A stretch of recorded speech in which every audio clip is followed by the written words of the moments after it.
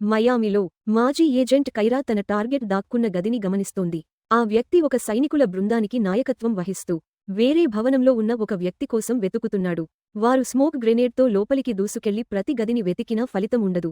తమ ఇన్ఫర్మేషన్ ఎందుకు తప్పయిందని ఆలోచిస్తూ ఆ వ్యక్తి కిటికీ దగ్గరికి రాగా కైరా గంతీసి దూరం నుండి అతని తల మీద కాల్ చేస్తుంది. ఆ వ్యక్తి కంప్యూటర్ చూస్తే ఆ సైనికులు కైరా భర్త ఐజాక్ కోసం వెతుకుతున్నారని అర్థమవుతుంది.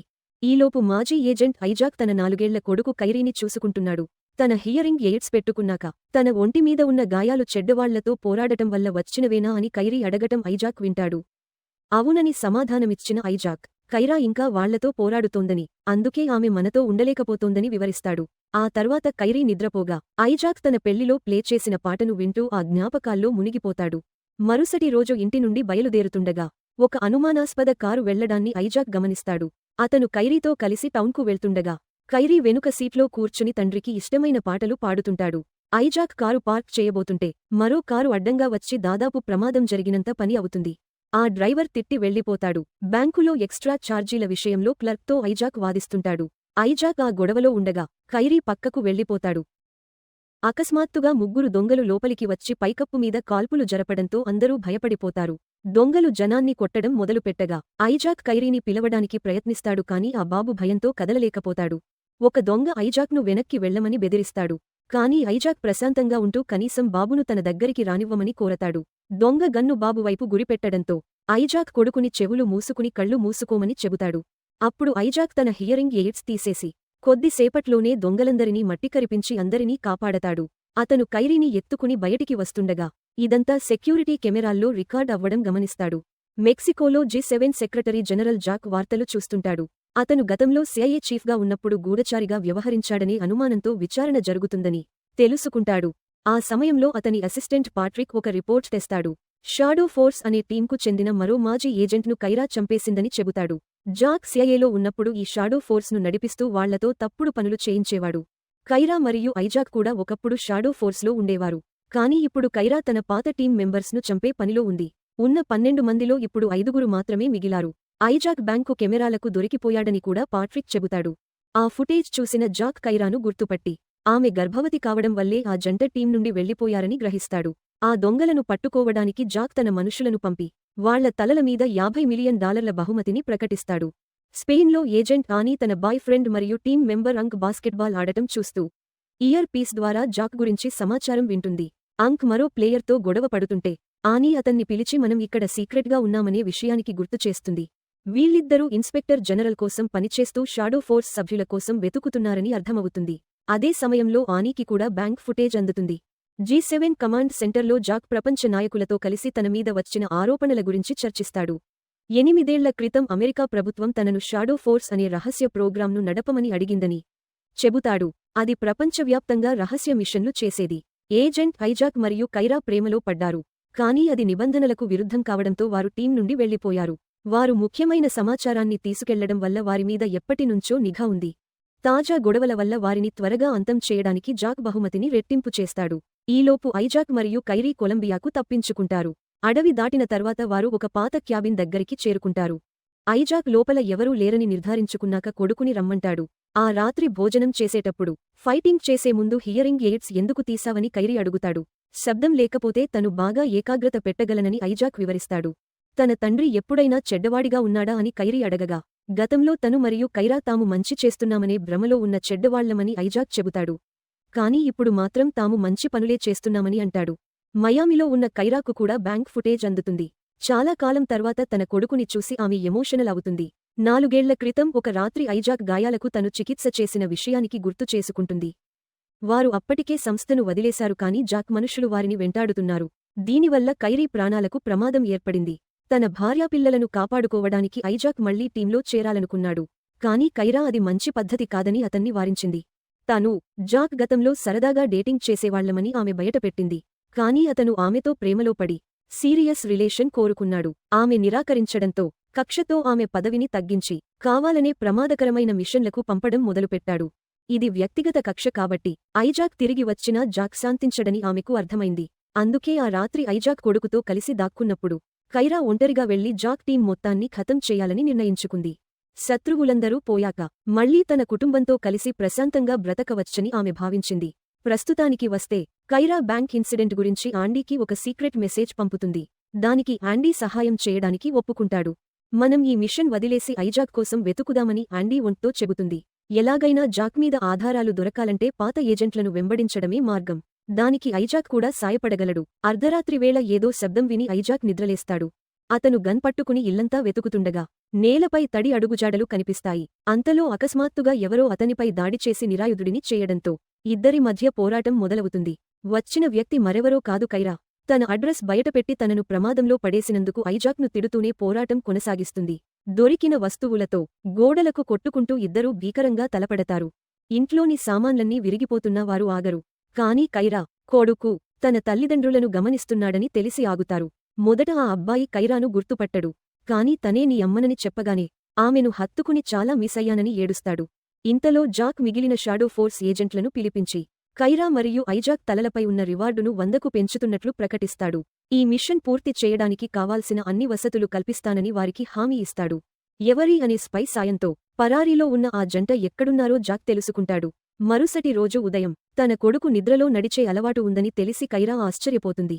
తనను వెతుకుతూ వచ్చిన ఏజెంట్లను చంపేశానని, కాని ఇప్పుడు జాక్ టీం మొత్తాన్ని ఏకం చేశాడని, త్వరలోనే వారు మనపై దాడి చేస్తారని కైరా ఐజాక్తో చెబుతుంది. ఇక ఎదురుదాడి చేయాల్సిన సమయం వచ్చిందని ఐజాక్ అంటాడు. కాని వారికి సాయం కావాలి. ఆండీ ఒంట్లను అడుగుదామని కైరా అంటుంది. కాని వాళ్లు గవర్నమెంట్ కోసం పనిచేస్తారు కాబట్టి వాళ్ల చేతులు కట్టేసి ఉంటాయని ఐజాక్ విభేదిస్తాడు. ఇద్దరి మధ్య వాగ్వాదం జరిగి ఐజాక్ కోపంగా వెళ్లిపోతాడు. కాసేపటికి ఇద్దరూ బేస్మెంట్కు వెళ్లి షూటింగ్ ప్రాక్టీస్ చేస్తారు. కైరా కరెక్ట్గా టార్గెట్ మధ్యలో కొడుతుంది. కాని ఐజాక్ గురి కొంచెం తప్పుతుంది. తను నీలాగా ఫీల్డ్లో యాక్టివ్గా లేను కాబట్టి ప్రాక్టీస్ తగ్గిందని అతను తన భార్యకు గుర్తు చేస్తాడు. అయినా కైరా అతన్ని ఆటపట్టిస్తూ నీకు ఎప్పుడూ షూటింగ్ సరిగ్గా రాదని, గతంలో నీవల్ల తన భుజంపై తగిలిన గాయాన్ని చూపిస్తుంది. ఆమె వెళ్లిపోయాక ఐజాక్ మళ్లీ కాల్పులు జరిపి ఈసారి ఖచ్చితంగా మధ్యలో హిట్ చేస్తాడు.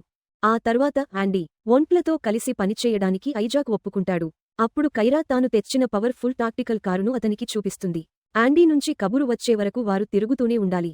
త్వరలోనే కైరా కొలంబియాకు విమానంలో బయలుదేరుతారు. ప్రయాణంలో ఆండీ ఒక ఏజెంట్పై పెట్టిన సీక్రెట్ కెమెరాను గమనిస్తుంది. అతను అక్రమ పనుల గురించి కాకుండా వాతావరణం గురించి మాట్లాడటం చూసి ఆమెకు అనుమానం వస్తుంది. ఎవరైనా అతన్ని హెచ్చరించారా అని ఆమె ఆలోచిస్తుంది. కాని వాడు నటిస్తున్నాడని వంకంటాడు. కారులో కైరా మరియు కైరా కొడుకు కలిసి ఐజాక్కు ఇష్టమైన పాట పాడుతుంటారు. కాని వాళ్లు సరిగ్గా పాడకపోవడంతో ఐజాక్ తన హియరింగ్ ఎయిడ్ ఆపేస్తాడు. కారు ఒక నిర్మానుష్య ప్రాంతంలోకి రాగానే ఎవరో వెంబడిస్తున్నట్లు రాడార్లో కనిపిస్తుంది. కైరా వెంటనే కొడుకుని కారులోని రహస్య భాగంలో దాచి మేము ఈ దుష్టుల పని పట్టే వరకు ఓపికగా ఉండమని చెబుతుంది. అతనికి హెడ్ఫోన్స్ పెట్టి కమ్యూనికేషన్లో ఉంటుంది. కొడుకు సేఫ్ అని తెలిసాక ఐజాక్ వేగంగా కారు నడపడం మొదలుపెడతాడు. శత్రువులు 6 బైక్లపై వచ్చి వారిని చుట్టుముట్టారు.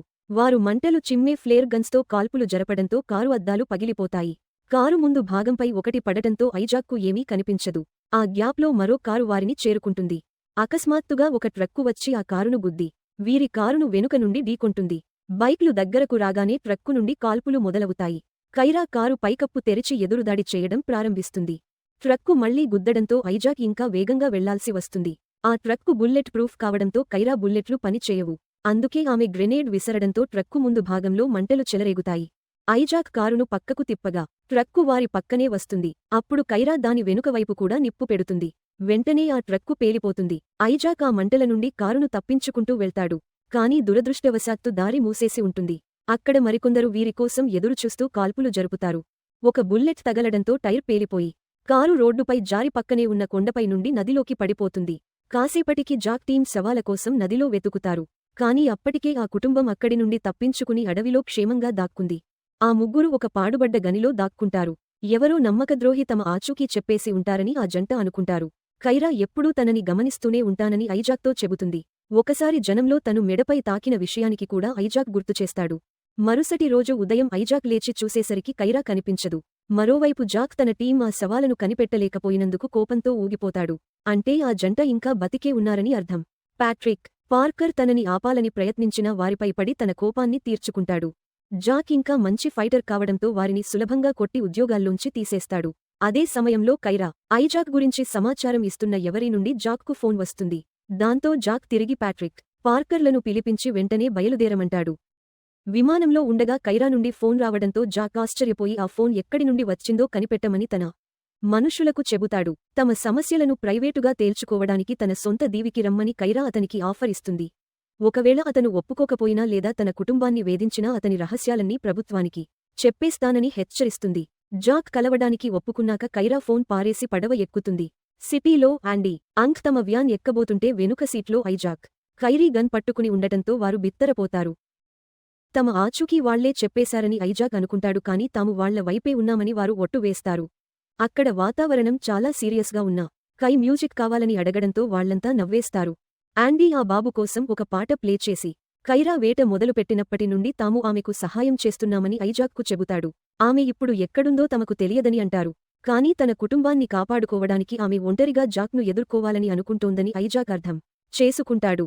అప్పటి వరకు ఐజాక్, ఖైరీలను తమ సేఫ్ హౌస్కు తీసుకెళ్లడానికి ఆండీ ఒప్పుకుంటారు. ప్రైవేట్ దీవి దగ్గర ప్యాట్రిక్, పార్కర్ కైరా దగ్గర ఆయుధాలేమీ లేవని నిర్ధారించుకున్నాక జాక్ దగ్గరికి తీసుకెళ్తారు. ఆమె అతనితో సరసాలాడుతూ దగ్గరవుతుంది. ఏకాంతంగా మాట్లాడాలని అడగడంతో జాక్ తన మనుషులను బయటకు పంపిస్తాడు. కైరా ప్రేమగా నటిస్తూ అతని జాకెట్లో దాచిన గన్ దొంగిలిస్తుంది. జాక్ను వెనక్కి నెట్టేసి అతను కుప్పకూలిపోయే వరకు కాల్పులు జరుపుతుంది. తుపాకీ శబ్దాలు విని ప్యాట్రిక్, పార్కర్ లోపలికి వస్తారు. కానీ ఆమె వారిని కింద పడుకోబెట్టి ఆయుధాలు వదిలేయమని చెప్తుంది. దురదృష్టవశాత్తు జాక్ చొక్కా కింద బుల్లెట్ ప్రూఫ్ వెస్ట్ వేసుకోవడం వల్ల అతనికి ఏమీ కాదు. అతను తేరుకునేలోపే అతని మనుషులు కైరాను చుట్టుముట్టి దాడి చేస్తారు. ఆమె బీచ్ వైపు పారిపోవాలని చూస్తుంది కాని ఏజెంట్లు ఆమెను పట్టుకుని కొడతారు. జాక్ ఆమెను చెంపదెబ్బ కొడతాడు. సేఫ్ హౌస్ దగ్గర ఎవరో తలుపు కొట్టడం విని ఐజాక్ తీయడానికి వెళ్తే అది ఒక్కసారిగా పేలిపోతుంది. మాజీ ఏజెంట్లు లోపలికి దూసుకొచ్చి ఐజాక్ను కొట్టి మెట్లమీద నుండి కిందకు తోసేస్తారు. అతను లేవడానికి ప్రయత్నిస్తే ఛాతీమీద తన్ని కింది అంతస్తులోకి పడేస్తారు. ఆ దీవిలో కైరాతో పాటు కట్టేసిన ఐజాక్ను కూడా పక్కన పడేస్తారు. ప్యాట్రిక్, పార్కర్ ఖైరీని పట్టుకుని వేరే గదిలోకి తీసుకెళ్తారు. త్వరలోనే వాళ్లు బంధించిన ఆండీని కూడా అక్కడికి తెస్తారు.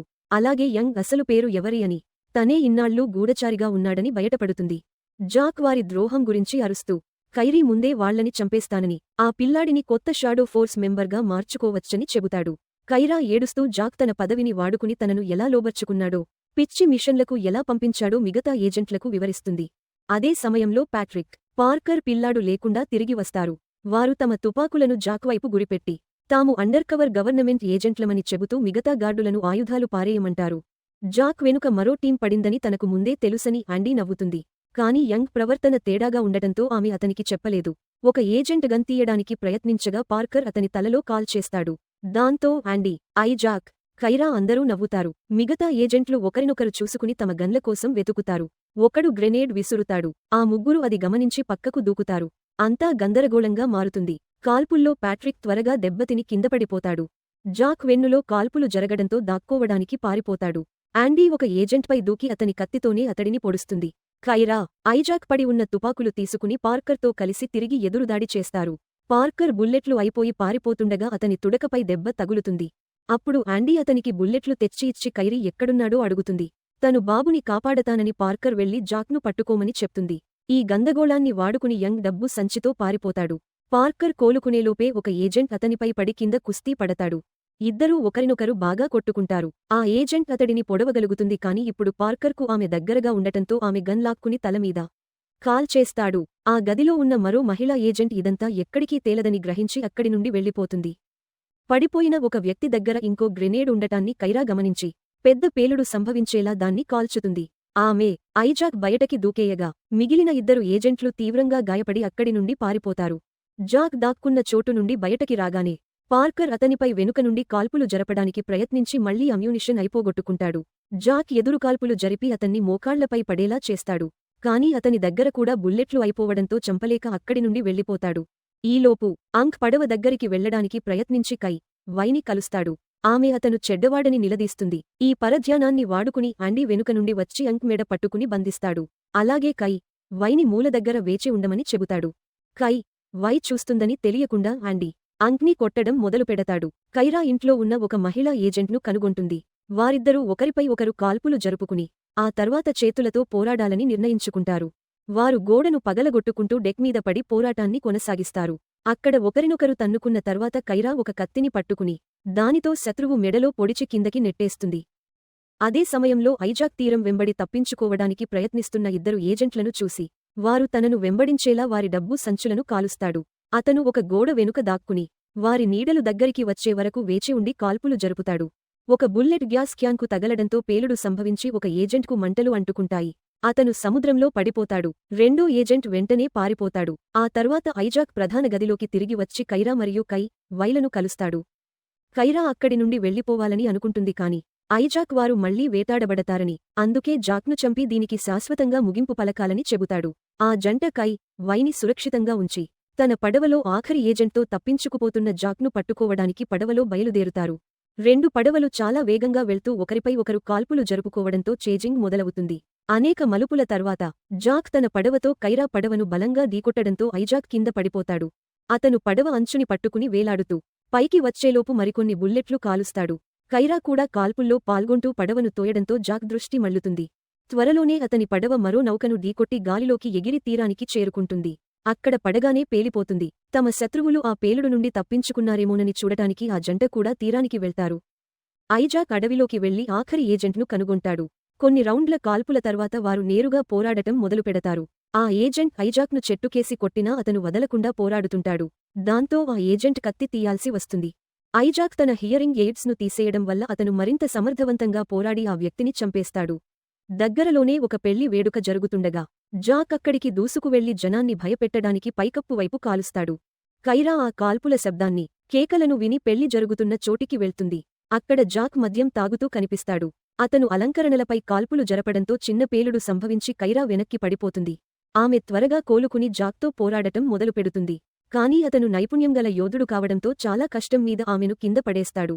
ఆ క్షణంలో ఐజాక్ లోపలికి వస్తాడు. కైరా హెచ్చరిక అతనికి వినబడదు. దాంతో అతను వెనక్కి తిరిగేసరికి జాక్ ఆమె తలకి తుపాకీ గురిపెట్టి ఉంటాడు. కైరా అతను వినేవరకు మాట్లాడుతూనే ఉంటుంది. దాంతో అతను తుపాకీ పక్కన పెట్టేస్తాడు. అతను తన హియరింగ్ ఎయిడ్స్ పెట్టుకుని స్పీకర్లలో తమ పెళ్లి పాట వస్తుందని గమనిస్తాడు. అప్పుడు కైరా తన భుజం వైపు చూస్తూ అతనికి కాల్పులు జరపమని సైగ చేస్తుంది. ఐజాక్ తన భార్య భుజం మీదుగా జాక్ను కాలుస్తాడు. కైరా విడిపించుకుని వెంటనే తను కూడా అతన్ని కాలుస్తుంది. జాక్ మృతదేహం పూల్లో పడిపోగా ఆ జంట ముద్దుతో ఒక్కటవుతారు. 6 నెలల తర్వాత కైరా తన పుట్టినరోజు వేడుకను సాధారణంగా జరుపుకుంటుంది. కైరాకు తన అత్త నుండి ఫోన్ వస్తుంది. ఆమె తన ప్రభుత్వ ఉద్యోగాన్ని వదిలేసి నిజాయితీతో కూడిన షాడో ఫోర్స్ యొక్క మెరుగైన వెర్షన్ను ప్రారంభించాలని ప్లాన్ చేస్తుంది. ఆమె ఆ జంటను అందులో చేరమని ఆహ్వానిస్తుంది. కాని కైరా ఎప్పుడైనా చూద్దామని చెబుతుంది. ఆ తర్వాత ఐజాక్ కైరా ఒడిలో తల పెట్టుకుని విశ్రాంతి తీసుకుంటాడు మరియు ఆమె గర్భవతి అని తెలిసి చాలా సంతోషిస్తాడు.